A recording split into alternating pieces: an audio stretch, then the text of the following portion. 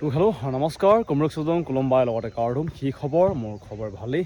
আপোনালোকৰ খবৰ নিশ্চয় জনাব নাপাহৰিব। আৰু এইটো ৰংটো কিবা হয়, মানে টেষ্ট লাগি থকা নাই, এইটো ৰং অলপ লাগি গ'ল, সেইটো কাৰণে এনেকুৱা আছে। আকৌ বহুত কিবা বেলেগ ভাবি নল'ব। তো যোৱাকালি আপোনালোকৰ এইটো ভিডিঅ' চালে, আমাৰ CM ছাৰে কি কৈছে? CM ছাৰে কৈছে যেন অতি সোনকালে অসম পুলিচৰ ABUB, APRO আৰু SI সকলৰ ইণ্টাৰভিউ পাতিব, মানে পৰীক্ষা অতি সোনকালে প্ৰায় মানে হোৱাৰ সম্ভাৱনা আছে। এইটো কাৰণে আমি এতিয়া হ'ব লাগে সাজু। আৰু যোৱাকালি আপোনালোকে যদি CM ছাৰৰ পোষ্টকেইটা চাইছে, মানে কিবাকেইটা কৈছোঁ ফেচবুকৰ, তাতো তেওঁ বাৰে বাৰে কৈছে যেন 7 তাৰিখে দিয়া হ'বগৈ ৰিজাল্ট ADR।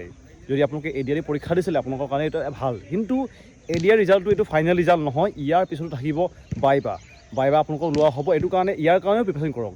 যিহেতু আপোনালোকৰ নাম্বাৰ এটা পাইছে, কিন্তু তাতো নাম্বাৰ এড হ'বগৈ। এইটো কাৰণে সকলোকে ক'ম যেন ভালকৈ লাগি থাকক। এতিয়া আমাৰ মেইন যোনটো মানে এটেম্পটো হৈছে ABUB। বিশেষকৈ বহুতে ABUB দিছে, কিছুমানৰ APRO আছে।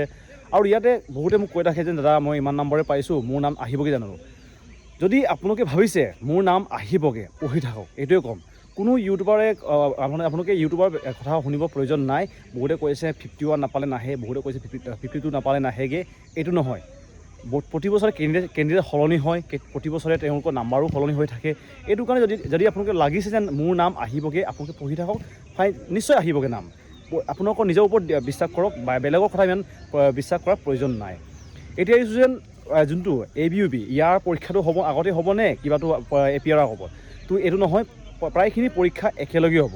আগতো আপোনালোকে হয়তো দেখিছে যেন ফৰেষ্ট গাৰ্ড, ফৰেষ্টৰ 1, ফৰেষ্ট গেট 1, লগতে আপোনালোকৰ এইবিলাক প্ৰায়খিনি একেলগে হৈছিলে। জাষ্ট গ্ৰেড 1ৰ লগতে SIটো একেলগে হৈছিলে। যোনটো ফৰেষ্ট গাৰ্ড, APF আৰু যোনটো জেলাৰ কনষ্টেবল, সেইবিলাকৰ একেলগে পৰীক্ষা হৈছিলে। এইটো কাৰণে পৰীক্ষাৰো একেলগে হ'ব। বৰ্তমান অলপ মই ফিল্ডত আহিছোঁ, ৰানিং অলপ কৰি আছোঁ, গাটো বেছি। বৰ্তমান যিমানখিনি পৰীক্ষা দিবলগীয়া আছে, সকলোকে ক'ম যেন এই 2-3 মাহ ভালকৈ মনোযোগ দিয়ক। এটা যোনটো সপোন দেখিছিল, আপোনালোকে ইমান বছৰটো লাগি আছেই। অলৰেডি বহুতে মোক কৈ থাকে যেন দাদা 4-5 বছৰৰ পৰা লাগি আছোঁ, আমিও লাগি আছোঁ। আপোনালোকে হয়তো আমাক দেখিছে, মই এটাও ইণ্টাৰভিউ হেৰা নাই। সৰু ইণ্টাৰভিউ, যোনটো 4th গ্ৰেডৰ ইণ্টাৰভিউ, 3rd গ্ৰেড চব দিছোঁ। আপোনালোকে হয়তো ইমানখিনি ভেকেঞ্চি, যোনটো কুকমেনে ভেকেঞ্চিটো কিমান আছিলে, কিন্তু হ'লেও মোৰ ঘৰ হৈছে শিৱসাগৰৰ পৰা মই গুৱাহাটীলৈ দিব গৈছোঁ, জালুকবাৰীলৈ। মোৰতো বহুত টকা খৰচ হৈছে। সৰু ভেকেঞ্চি হ'লেও 25টা 30টা যিমানখিনি ভেকেঞ্চি আছে নাই, থাকিলেও দিছোঁ। যেতিয়া আপোনালোকে ইণ্টাৰভিউ দিব যায়, তেতিয়া আপোনালোকে পোষ্টটো নাচাব, পোষ্ট মানে ইমান আছে, মাত্ৰ ইমান আছে, এইবোৰ নাচাব। আপোনাক লাগে মাত্ৰ এটা ভেকেঞ্চি, এনেকৈ ইণ্টাৰভিউ দিব লাগে। বহুতে মোক এতিয়াও কৈ থাকে দাদা আমাৰ ডিষ্ট্ৰিক্টত 20টা থাকিব, 30টা থাকিব।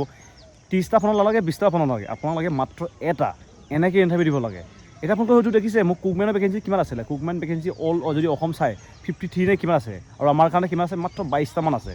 কিন্তু 22টাত গোটেই অসমত 22টা ভেকেঞ্চিৰ কাৰণে কিমান হয়? কিন্তু হ'লেও মই ইমানখিনি দূৰৰ পৰা, মই শিৱসাগৰৰ পৰা গুৱাহাটীলৈ দিনে ৰাতি মানে একদম জাগি পিনে গৈছোঁ, কম খৰচত একদম। পইচা যিমান মানে বচাব চেষ্টা কৰিছোঁ, তাৰ এনেকৈ গৈছোঁ। উপায় নাই, আমাক লাগে এটা চাকৰি।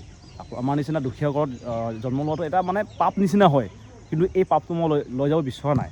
আহিবলগীয়া মানে মোৰ সন্তানক কৈছোঁ, সন্তানৰ কথা, তেওঁলোকৰ কাৰণে ভাল এটা লাইফ বনাব লাগিব। এইটো কাৰণে আমাৰ চাকৰিৰ কাৰণে বহুত প্ৰয়োজন আমাৰ। আৰু যিমানখিনি বৰ্তমান ইণ্টাৰভিউ চলিব, নতুন ভেকেঞ্চি বহুত আহিছে, গ্ৰুপ ডি ভেকেঞ্চি আহিছে, লগতে CICৰ থ্ৰেড মানৰ ভেকেঞ্চি আহিব, এইবিলাকো দিব। অকল আপোনালোকে অসম পুলিচ বুলি মানে ভাবি নল'ব, বেলেগ ভেকেঞ্চি বহুত ওলাই আছে। মই অলৰেডি বহুখিনি ভিডিঅ' দি আছোঁ। সেইটো কাৰণে চেনেলটো আপোনালোকে ছাবস্ক্ৰাইব কৰি থ'ব। লগতে যদি পাৰে ইনষ্টাগ্ৰামত ফ'ল' কৰিব, কি নতুন ভেকেঞ্চি আছে, এইবিলাকৰ যদি বিষয়ে জানিব ইচ্ছা আছে, মোক কমেণ্ট কৰিব, আপোনালোকক মই নিশ্চয় জনাই দিম।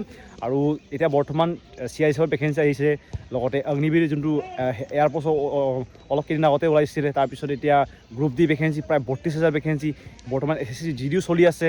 আৰু যেতিয়া মই গুৱাহাটীলৈ গৈছিলোঁ, তেতিয়া মই 5জন CRPF লগ পাইছোঁ, যোনটো আমাৰ অসমৰ হয়। এতিয়া বৰ্তমান তেওঁলোকে ডিউটি কৰি আছে, মানে তাতে কৰি আছে। যোৱা বছৰ তেওঁলোকে চাকৰি পাইছে, তেওঁলোকে মোক চিনি পাইছে। মোৰ আচৰিত লাগিলে যেন CRPF সকলে মোক মাতি আছে। মই ভাবিছিলোঁ মই কিবা এটা কৰিলোঁ, কিন্তু তেওঁলোকে মোক ভিডিঅ' চাইছিলে আগতে আৰু ভাল লাগে বুলি কৈছে।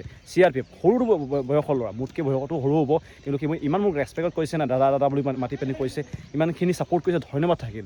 আপোনালোকে এবাৰ ড্ৰেছ পিন্ধি চাব পাৰিব, যেনেকৈ মই বৰ্তমান লাগি আছোঁ নাই। হয়, মোৰ বৰ্তমানলৈকে হোৱা নাই, কিন্তু মই এটা মানে মোৰ ওপৰত বিশ্বাস আছে যে মই এদিন পিন্ধিমেই, এইটো খাটাং। আৰু আপোনালোকেও এইটো বিশ্বাসটো ৰাখিব লাগিব। এইটো কাৰণে নিশ্চয় চেষ্টা কৰক।